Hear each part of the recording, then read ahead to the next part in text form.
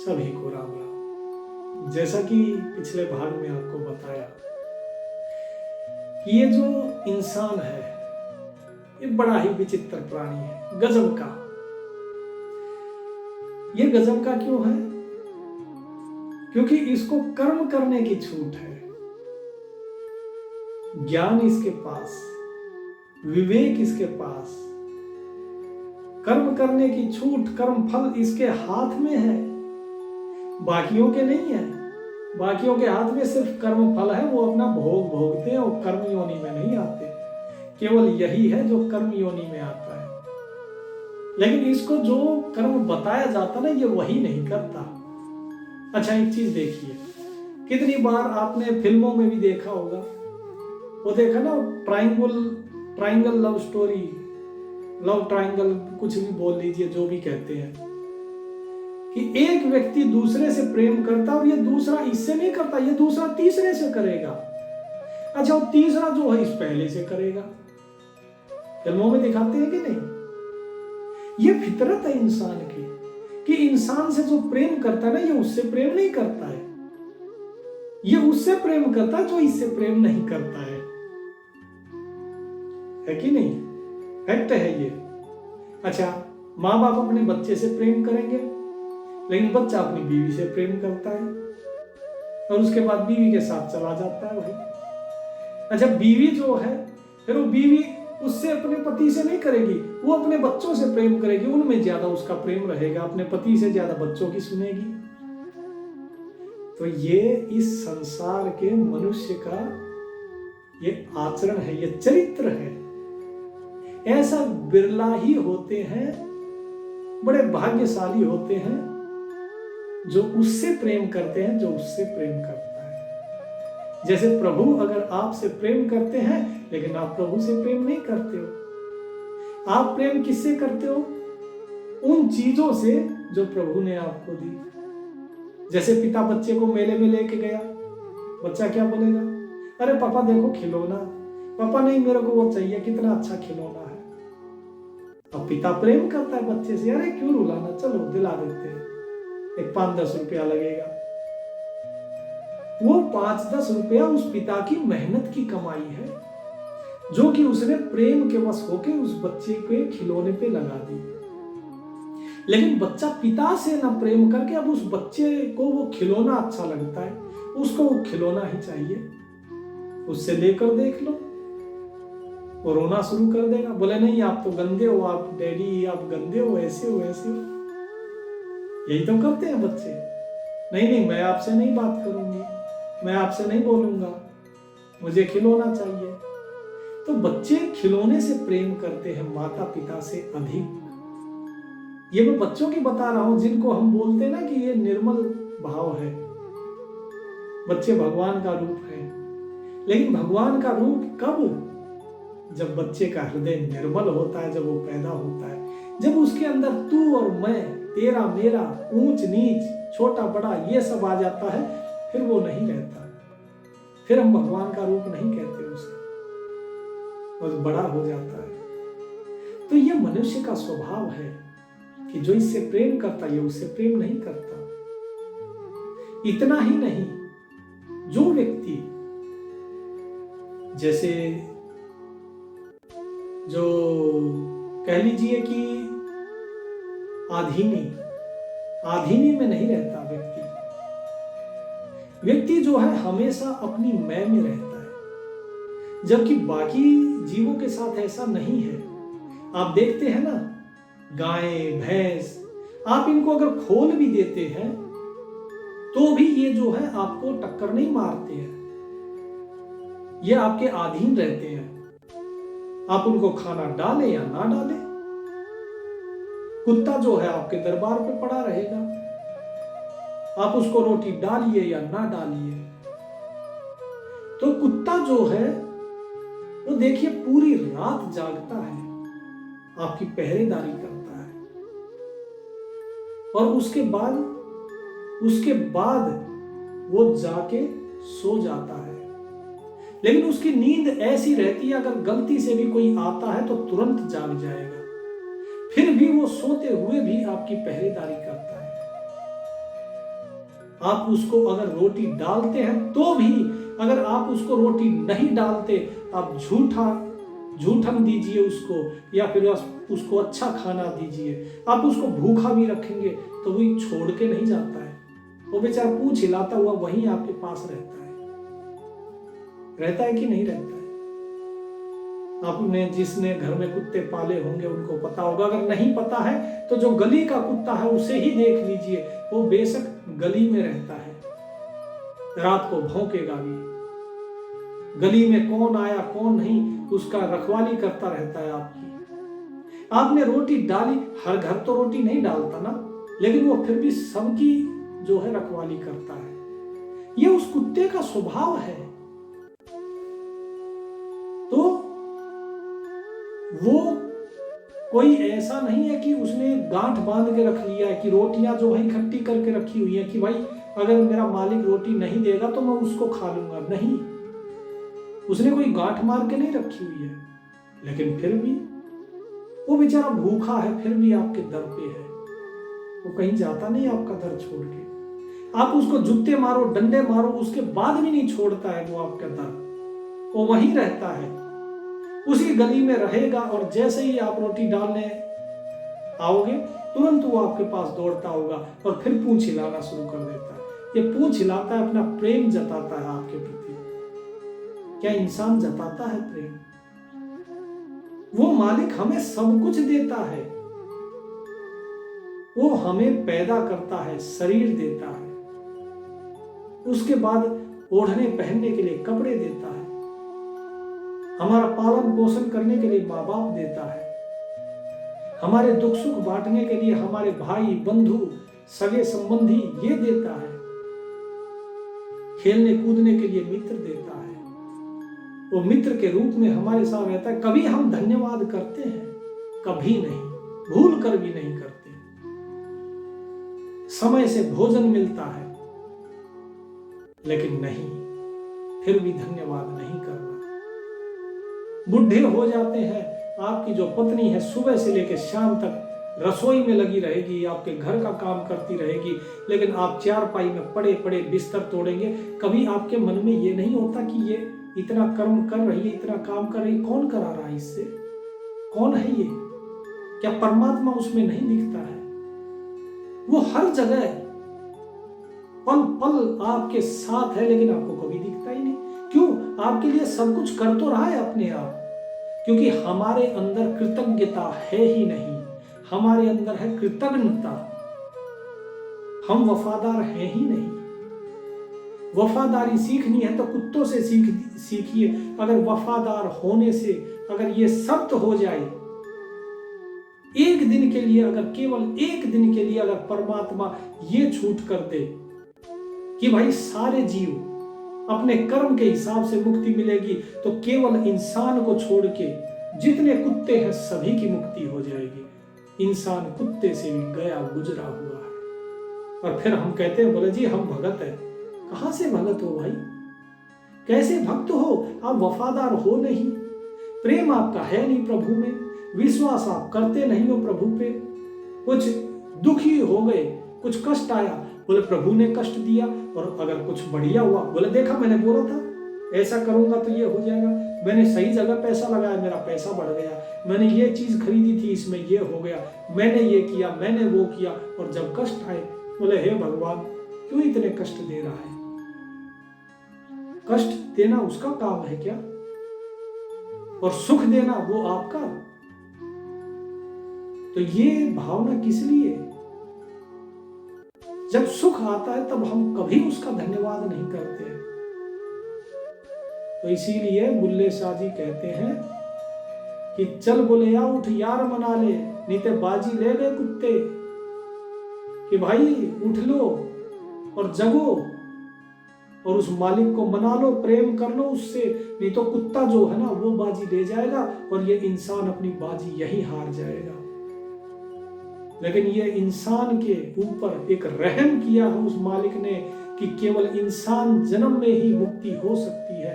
अगर कुत्ते के जन्म में मुक्ति होती तो कुत्ता मुक्त हो चुका होता। आपको कोई कुत्ता नहीं दिखाई देता। इंसान हर जगह है, देख लो कितने कुत्ते हैं, कुत्ते नहीं है, इतने इंसानों की भरमार है।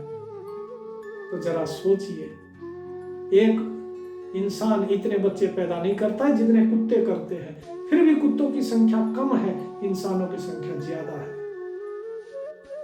वो मुक्त हैं फिर भी। इसीलिए बोलता हूं, जो बाबा बुल्ले शाह ने बोला हो बिल्कुल सही कहा है। तो वफादार बनो, उस मालिक के साथ वफा करो, दगा मत करो।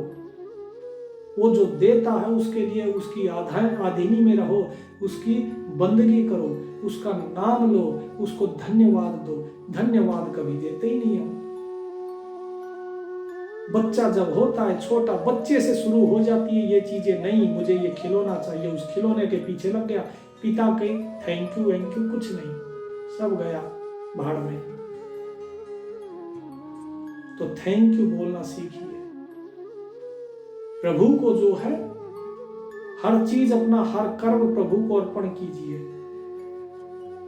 लेकिन जब हम अर्पण करते हैं तो किसको करते हैं? ले जाके मूर्ति के आगे रख दिया कि लो जी भोग लगाओ प्रभु, और रख के और वापस लिया। क्यों? पता है उसको खाना ही नहीं है। बोले चलो जी हमारा बच गया, अब हम खा लेते हैं। किसी गरीब को क्यों नहीं खिलाते भाई? क्योंकि पता है गरीब खा लेगा, मेरा नुकसान हो जाएगा, इसलिए नहीं खिलाते। बोलते हैं हमारी भावना है। मेरी बात सुन के बहुतों की भावनाएं आहत होंगी, उनको लगेगा अरे ये क्या बोल रहे हैं। सही बोला बिल्कुल। गरीबों को क्यों नहीं खिलाते? क्या उसके चेतन के अंदर आपको परमात्मा नहीं दिखता है?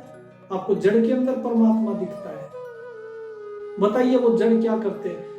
हिंदू हैं, हिंदू धर्म के पहले गुरु कौन थे? आदि गुरु शंकराचार्य, जो हिंदू धर्म के संस्थापक थे। उन्होंने क्या मूर्ति पूजा का विरोध नहीं किया था? क्यों किया था? क्योंकि उन्होंने देखा कि यह कुत्ता आता है, बार बार शिवलिंग के ऊपर ढार मार के चला जाता है और वो कुछ नहीं करता। तब उन्होंने कहा था कि भाई इसका क्या लाभ है इस पूजा का? जो अपने कष्ट को दूर नहीं कर सकता, वो तुम्हारा कष्ट कैसे दूर कर सकता है? तब उन्होंने साधना की थी और तब उन्होंने कहा था ये चीज, अहम निर्विकल्पो निराकार रूपो चिदानंद रूपम सो शिवोहम शिवोहम, कि वो शिव, ये मूर्ति जो रखी है, जो शिवलिंग रखा, ये नहीं है। अहम, मैं निर्विकल्प हूं, कल्पनाओं से परे, निराकार हूं, निराकार रूपो, कि मेरा निराकार रूप है, कोई एक रूप नहीं है, मैं किसी आकार में बंधा नहीं हूं। अहम निर्विकल्पो निराकार रूपो चिदानंद रूपम, अर्थात चित्त स्वरूप हूं मैं, आनंद स्वरूप हूं, ये मेरा रूप है। चिदानंद रूपम शिवोहम शिवोहम, कि वो शिव जो है वो मैं ही हूं। वही शिव है, यहां अंदर बैठा है, कि मैं वो शिव ही हूं, वही शिव मैं हूं। यही अर्थ है शिवोहम, शिव अहम, कि वो शिव वो ही मैं, ये अर्थ है, ना कि वो। तो इसलिए पूजना है तो जो शिव अंदर बैठा है उसको पूजो। मंदिर जो मन के अंदर है, इसीलिए देह देवालय कहा गया है, जो देवताओं का स्थान है। इसीलिए योग में भी बताते हैं, कबीर साहिब भी बताते हैं, सभी संत बताते हैं कि ब्रह्मा विष्णु महेश शेष गणेश सब कुछ इसी के अंदर है, इसी में परमात्मा है, इस काया के अंदर ही सब कुछ है। लेकिन लोग जो है वो बाहर जाते हैं। फिर भी क्यों जाते हो भाई? सत्य को क्यों नहीं जानते? मेहनत करनी पड़ेगी इसलिए, नाम सुमरन करना पड़ेगा इसलिए, संसार को छोड़ना पड़ेगा इसलिए नहीं करते ना। क्योंकि उस प्रभु के मार्ग पे चलना है तो संसार को तो त्यागना पड़ेगा, इससे मोह भंग करना पड़ेगा। लेकिन संसार को छोड़ना नहीं चाहते, इसलिए शॉर्टकट ढूंढ लिया कि भाई इसको पूज लो। अरे तुम्हारा मन संसार में है तो उसको पूज के कोई लाभ नहीं है, आप पाप कमा रहे हो। इसे कहते हैं ईश निंदा। मूर्ति पूजन ईश्वर की निंदा है। कोई एक बता दो मुझे जिसने ये कहा हो कि भाई मूर्ति पूजा करनी चाहिए। कोई एक संत बता दो, कोई भी नहीं मिलेगा आपको। कोई एक अवतार बता दो, वो भी नहीं मिलेगा। सतगुरु की तो बात ही छोड़ दीजिए। सतगुरु तो निर्गुण निराकार है। जो अवतार, जो भगवान आते हैं वो सगुण के हैं, लेकिन उनको तो छोड़ दो। आप किसी मानव को नहीं बता सकते। कोई महान मानव ऐसा कह दे कि भाई मूर्ति पूजा करो, जिसने थोड़े सी भी अपना अध्यात्म का थोड़ा सा भी अनुभव हुआ है, वो कभी नहीं कहेगा। क्योंकि जिसने पाया, अंदर पाया, इसीलिए उन्होंने कभी नहीं कहा। मीरा के लिए बोलते हैं मूर्ति हाथ में रखती थी। क्या मीरा ने अपने किसी पद में कहा है क्या कि तुम मूर्ति पूजा करो? जिन्होंने मूर्ति रखी, जब उन्होंने नहीं कहा, तो फिर तुम क्यों इस चीज को नहीं समझते हो? तो ये मूर्ति पूजा, ये सब छोड़ दो। जरूरी नहीं है हमारे जो बड़े बुजुर्ग थे उन्होंने जो गलतियां की वही गलतियां हम भी दोहराएं।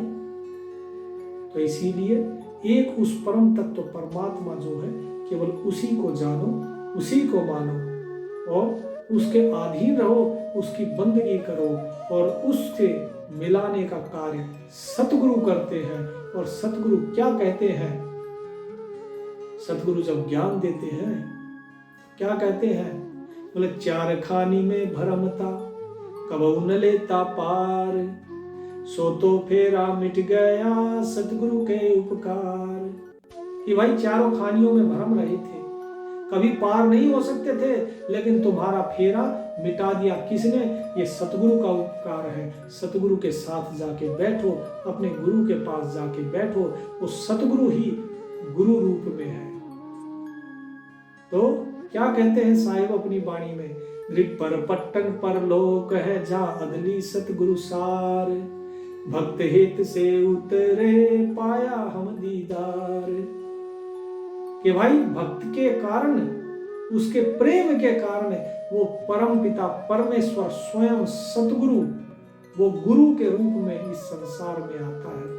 तो गुरु के रूप में आता है, सतगुरु है। ये तो बाद में पता लगता है लोगों को, जब वो चला जाता है, जब उसके कर्म और उसकी जीवनी को देखते हैं तब पता लगता है। पहले तो वो गुरु रूप में ही होता है। तो जिसने गुरु में जान लिया, सतगुरु पहचान लिया, वो सही पहचान जाता है। लेकिन जिसकी भावना वैसी नहीं होती, वो नहीं पहचान पाता। तो क्या कहते हैं? जरा नीच व्यापे नहीं, मुआ न सुनिए कोय, चल कबीर वा देश में जहां बैदा सतगुरु होए। काल के माथे पाँव दे सतगुरु के उपदेश, साहिब अंक पसारिया ले चला अपने देश। साचा सतगुरु सूरमा शब्द जो बाया एक, लागत ही भय मिट गया पड़ा कलेजे छेक। कि जरा नीच व्यापे नहीं, कि बुढ़ापा और मृत्यु बोले ये नहीं आती उसे। मुआ न सुनिए कोई, जिसको सतगुरु ने अपने हाथों से पकड़ लिया, जिसका हाथ, जिसका दामन, जिसने दामन थाम लिया सतगुरु का, बोले उसे ना बुढ़ापा आता है ना मृत्यु आती है, फिर वो इनसे परे हो जाता है। बोले सतगुरु कहते हैं, बोले चल कबीर हुआ देश में, कि उस देश में चलो जहां वेद कौन है? सतगुरु है। और जो सतगुरु, वो आपको इस जरा मरण से मुक्त कर देंगे। फिर क्या करोगे? बोले काल के माथे पाँव दे सतगुरु के उपदेश। कि काल के माथे पर पैर रख के फिर चढ़ोगे ऊपर। फिर ये काल तुम्हारा कुछ नहीं कर सकता है। साहिब अंक पसारिया ले चला अपने देश। कि साहिब जो है उसने अपने अंक मतलब अपनी बाहें फैला के तुम्हें अपनी बाहों में भर लिया है। अंक अर्थात अंग यहाँ बताया जा रहा है, दोनों हाथों में तुम्हें भर लिया। बोले चलो अब अपने देश चलते हैं। तो ये तो सतगुरु कर सकते हैं। लेकिन सतगुरु तो वही होंगे जो गुरु होंगे, वो भी तो गुरु ही है। और सतगुरु स्वयं गुरु रूप में ही इस संसार में है। जानने वाले जान जाते हैं, नहीं जानने वाले नहीं जान पाते, क्योंकि भावना वैसी नहीं है। ये भाव की प्रबलता शुरू से कहता आ रहा हूं, लोग इस चीज को समझे नहीं, इसलिए मेरे को प्रकट रूप में ये चीज कहनी पड़ रही है बार बार कि भाव। क्या कहते हैं? सतगुरु साचा सूरमा शब्द जुबाहा एक, कि सतगुरु जो है वही सच्चा सूरमा है। बाकी जो सूरमा है वो तीर चलाते हैं, सिर्फ शरीर घायल होता है, लेकिन सतगुरु ने जो बाण मारा उससे क्या हुआ कि लागत ही भय मिट गया, पड़ा कलेज छेक, कि ऐसा लगा हृदय में कि हृदय से सारा भय ही चला गया, जन्म मृत्यु का सारा भय दूर हो गया। ये तो सतगुरु कर सकते हैं। सतगुरु मार्या सूरमा नक्सिक मार्या पूर, बाहर घावन दिखे ही भीतर चकनाचूर, सतगुरु शब्द कमान कर पाहन लागा तीर, एक जो बाया प्रेम से भीतर विधा शरीर। कि भाई वो सतगुरु ऐसा सूरमा है, ऐसा सूरवीर है कि उसने ऐसा बाण मारा है कि बाहर से घाव नहीं दिख रहा, लेकिन अंदर दिल चकनाचूर हो गया। क्यों चकनाचूर हो गया? क्योंकि संसार का जो सत्य था वो सामने आ गया। अभी तक जो दिल लगाए हुए थे संसार से, उसका सत्य सामने आ गया तो ये दिल टूट गया कि संसार तो झूठा है, ये तो सपने के समान है, आज है कल नहीं है। तो सतगुरु जो है उसने जो बाण मारा है, इतने बाण चलाए, लेकिन जो प्रेम का बाण चलाए वो ऐसा लगा शरीर में कि सारा शरीर बिक गया, उसके बाद अब कुछ बचा ही नहीं। तो इसीलिए जो सतगुरु है, सतगुरु ही आपके हृदय में प्रेम जगाते हैं अपने ज्ञान से, अपनी वाणी से, अपने सत्संग से, जो प्रसंग बताते हैं। तो वही चीज साहिब बता रहे हैं।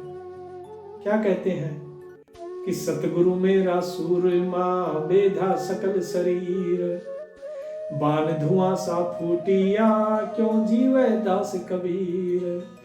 कि भाई अब तो ऐसा लगता है जैसे धुआं फूट जाता है कहीं से, कि जैसे मटका फूटता है ना, उसमें किसी ने आग रखती हो तो एकदम धुआं ही धुआं होता है। तो बोले मेरे अंदर से अब बस वो धुआं ही धुआं निकल रहा है, वो प्रेम का, क्योंकि उस प्रेम के बाण से मेरा सारा शरीर बिध चुका है। तो क्या कहते हैं, सतगुरु मारा बाण भर निरख निरख निज ठोर, नाम अकेला रह गया चित्त न आवे और, कर कमान सरसांद के खेच जो मारा माहे, भीतर बिंदे सुमार है जीव पजीव ना है। कि सतगुरु ने जो बाण मारा है तो उसके बाद मैंने देखा, निरख निरख निज ठोर, की अपना ठिकाना देखा। फिर मैंने कि भाई मैं कहाँ भूल रहा था अभी तक संसार में, ये मेरा ठिकाना नहीं है, ये तो सपना है, और अगर ये सपना है ये खत्म हो जाएगा तो फिर मेरा ठिकाना कहाँ होगा। तो देखा कि केवल फिर नाम ही रह गया, मैं तो रहा ही नहीं। फिर चित्त में, इस हृदय में फिर कुछ आया ही नहीं, फिर केवल वो नाम रह गया, केवल उसी का प्रेम रह गया। और जो खींच के जो बाण मारा है उससे मेरा शरीर पूरा घायल हो गया, और अब समझ नहीं आता कि जीऊं तो कैसे जीऊंगा, क्योंकि अब विरह पैदा हो गया उस प्रभु के प्रेम का। तो यही साहिब बताते हैं कि भाई ये सारी चीजें होंगी जब गुरु सेवा में बैठोगे, गुरु आपको अधिकारी जानेगा, तो आपको ये सारा ज्ञान दिया जाएगा। तो अधिकारी बनना पड़ता है पहले, तो अधिकारी बनो, प्रेम करो उस प्रभु से, जो बताया गया है उस नाम जापते रहो। जब पहले उस पे ही अगर नहीं रहोगे तो आगे कहाँ से बढ़ोगे। हम पहली सीढ़ी चढ़ते नहीं और सोचते हैं कि 10वीं चढ़े कि हाँ वहां चढ़ना है, लेकिन कदम ही नहीं रख रहे हैं आगे, तो कैसे बात बनेगी। ऐसे तो दुनिया चली गई, सोचते सोचते, सोचने से कभी कार्य नहीं होता, कार्य सिद्ध होते हैं कर्म से, कर्म करने से। तो करनी करो, कथनी से कुछ नहीं होगा। सच साहिब।